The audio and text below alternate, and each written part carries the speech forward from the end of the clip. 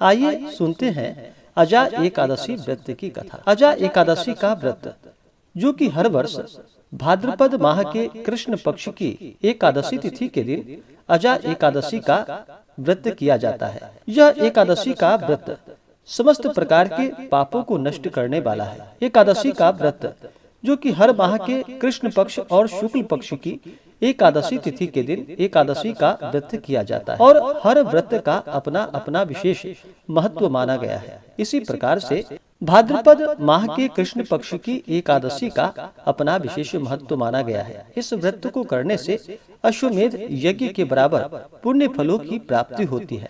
यह सभी प्रकार के पापों को नष्ट करने वाला इस एकादशी के व्रत को जो भी जातक सच्ची श्रद्धा के साथ करते हैं, नियम निष्ठा का पालन करते हैं, भगवान श्री हरि विष्णु माता लक्ष्मी का पूजन करते हैं, तो व्रत करने वाले व्यक्ति को अपार संपदा, पुत्र पौत्रादि एवं चर अचर जीवों का भी लाभ प्राप्त होता है एवं सुख प्राप्त होता है। ऐसे व्यक्ति का कोई भी विरोधी नहीं होता। जो इस व्रत को करता है वह अच्छे सम्मान पाने का अधिकारी होता है और इस व्रत के प्रभाव से अश्वमेध यज्ञ के बराबर पुण्य फलों की प्राप्ति होती है।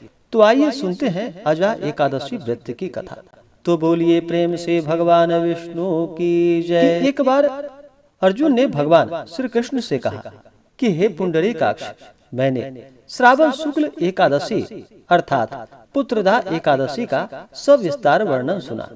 अब आप कृपा करके मुझे भाद्रपद माह के कृष्ण पक्ष में पड़ने वाली एकादशी के विषय में बतलाइए। इस एकादशी का क्या नाम है तथा इसके व्रत का क्या विधान है? इसका व्रत करने से किस फल की प्राप्ति होती है? तब भगवान श्री कृष्ण कहने लगे कि हे कुंती पुत्र, भाद्रपद माह के कृष्ण पक्ष की एकादशी को अजा एकादशी कहते हैं। इसका व्रत करने से सभी पाप नष्ट हो जाते हैं। इस लोक और परलोक में मदद करने वाली इस एकादशी व्रत के समान संसार में और दूसरा कोई व्रत नहीं है। हे अर्जुन, तुम ध्यान पूर्वक इस एकादशी व्रत के महात्म्य को सुनो। तब भगवान श्री कृष्ण कहने लगे कि पौराणिक काल में भगवान श्री राम के वंश में अयोध्या नगरी में एक चक्रवर्ती राजा हरिश्चंद्र नाम के हुए। राजा अपनी सत्य निष्ठा और ईमानदारी के लिए प्रसिद्ध थे। एक बार देवताओं ने इनकी परीक्षा लेने की योजना बनाई। राजा हरिश्चंद्र ने स्वप्न में देखा कि ऋषि विश्वामित्र को उन्होंने अपना सारा राजपाट दान कर दिया है और सुबह विश्वामित्र वास्तव में उनके द्वार पर आकर कहने लगे कि तुमने स्वप्न में मुझे अपना राज्य दान कर दिया है। राजा ने सत्यनिष्ठ व्रत का पालन करते हुए संपूर्ण राज्य विश्वामित्र को सौंप दिया। दान के लिए दक्षिणा चुकाने हेतु राजा हरिश्चंद्र को पूर्व जन्म के कर्म फल के कारण पत्नी, बेटा एवं खुद को बेचना पड़ा। हरिश्चंद्र को एक डोम ने खरीद लिया जो शमशान भूमि में लोगों के दाह संस्कार का काम करवाता था। स्वयं वह एक चांडाल का दास बन गए।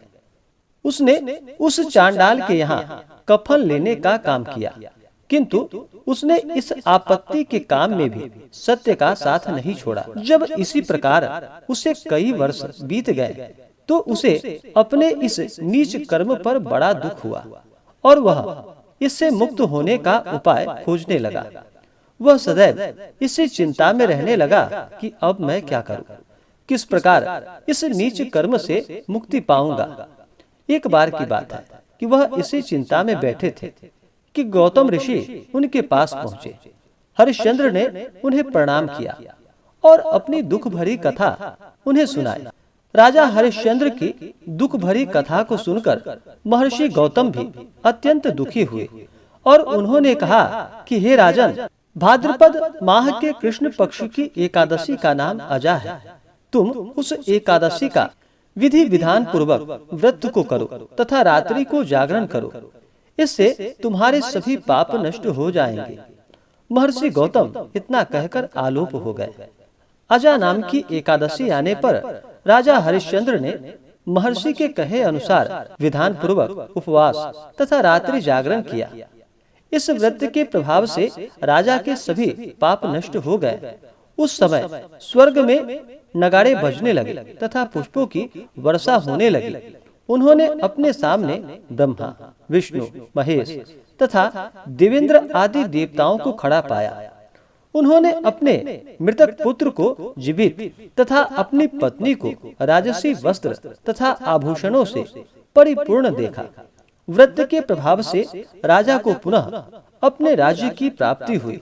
वास्तव में एक ऋषि ने राजा की परीक्षा लेने के लिए यह सब कौतुक किया था, परंतु अजा एकादशी व्रत के प्रभाव से ऋषि द्वारा रची गई सारी माया समाप्त हो गई और अंत समय में हरिश्चंद्र अपने परिवार सहित स्वर्गलोक को गए। हे अर्जुन, यह सब अजा एकादशी व्रत का प्रभाव था। जो मनुष्य इस व्रत को विधान पूर्वक करता है तथा रात्रि जागरण करता है, उसके सभी पाप नष्ट हो जाते हैं और अंत में वे स्वर्ग को प्राप्त करते हैं। इस एकादशी व्रत की कथा के श्रवण मात्र से अश्वमेध यज्ञ के बराबर पुण्य फलों की प्राप्ति होती है। तो बोलिए प्रेम से भगवान श्री हरि विष्णु की जय। आशा करता हूँ कि जानकारी आपको अच्छा लगा हो।